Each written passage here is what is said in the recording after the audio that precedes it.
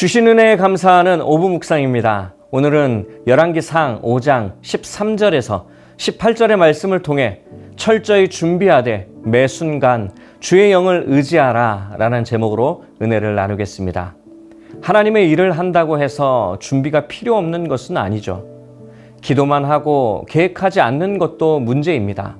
계획만 세우고 하나님을 의지하지 않는 것도 문제이죠. 믿음은 준비가 필요 없다라는 뜻이 아닙니다. 오히려 하나님을 신뢰하기 때문에 더 성실하게 준비합니다.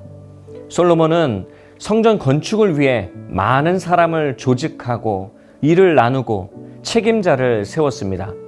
오늘 말씀은 하나님의 일일수록 철저히 준비하되 그 모든 과정에서 하나님을 의지해야 함을 가르쳐주고 있습니다. 내용 관찰 첫 번째 질문입니다. 솔로몬은 성전 건축을 위해 어떤 방식으로 몇 명의 역군을 동원합니까? 솔로몬은 이스라엘 온 나라에서 역군을 불러 모았습니다.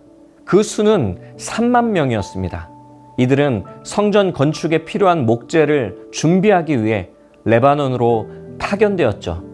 여기서 역군은 국가적인 사업을 위해 일정 기간 동안 노동에 동원된 사람들을 말합니다. 성전 건축은 몇 사람의 열심만으로 이루어질 수 없는 그런 일이었죠. 많은 인력과 자원, 시간과 협력이 필요한 큰 사역이었습니다. 솔로몬은 필요한 사람들을 모집하고 구체적인 수를 정해 조직적으로 일을 시작했죠. 하나님의 일이라고 해서 막연하게 진행하지 않았습니다. 필요한 것이 무엇인지 살피고 몇 명이 필요한지 계산하고 어떻게 배치할 것인지 준비했습니다. 두 번째 질문입니다. 성전 건축을 위해 동원된 인력과 조직은 어떻게 운영됩니까? 3만 명을 한꺼번에 레바논으로 보내지 않았습니다. 한 달에 10,000명씩 번갈아 파견했죠. 한 달은 레바논에서 일하고 두 달은 집에 머물게 했습니다. 아도니람은 이 역군들을 감독했습니다. 또 짐을 나르는 사람이 7만 명, 산에서 돌을 떠내는 사람이 8만 명이었습니다. 이들을 관리하는 감독자가 3,300명이었죠. 각 사람에게 역할이 주어졌고 현장을 책임지는 감독자도 세워졌습니다. 누가 무엇을 해야 하는지가 분명했던 거예요. 이 운영 방식에는 질서가 있었습니다. 이를 계속 진행하면서도 노동자들이 가정으로 돌아가 생활할 수 있도록 순환 근무를 실시했던 겁니다. 연구와 묵상입니다. 솔로몬은 왜 성전 건축을 하며 인력을 번갈아 파견하고 감독자를 세우는 체계적 운영 방식을 택합니까? 성전 건축은 오랜 시간 지속해야 하는 일이었습니다. 큰 일은 한순간의 열정으로 완성되지 않죠. 시작은 열심으로 할 수 있지만 완성은 질서와 지속성으로 이루어집니다. 그리고 하나님의 일은 한 사람의 능력이 아니라 공동체의 협력으로 이루어집니다. 솔로몬이 왕이라고 해서 모든 일을 직접 할 수는 없었습니다. 목재를 준비하는 사람, 돌을 다듬는 사람, 짐을 나르는 사람, 감독하는 사람이 함께 일했습니다. 하나님은 다양한 사람에게 서로 다른 역할을 맡기시고 그 협력을 통해 자신의 일을 이루십니다. 성전은 거룩한 목적을 가진 건물이지만 그 건축 과정에서 사람을 소모품처럼 다루지 않고 있어요.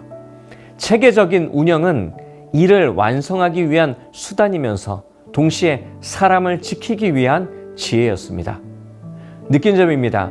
하나님께서 주신 지혜가 성전 건축을 위한 체계적인 준비와 운영으로 드러나는 모습에서 무엇을 느낍니까? 기도만 하면 준비하지 않아도 된다라는 생각은 잘못이죠. 하나님을 의지하는 사람일수록 맡은 일을 더 성실하게 살피고 준비합니다. 기도는 무계획을 정당화하는 수단이 아닙니다.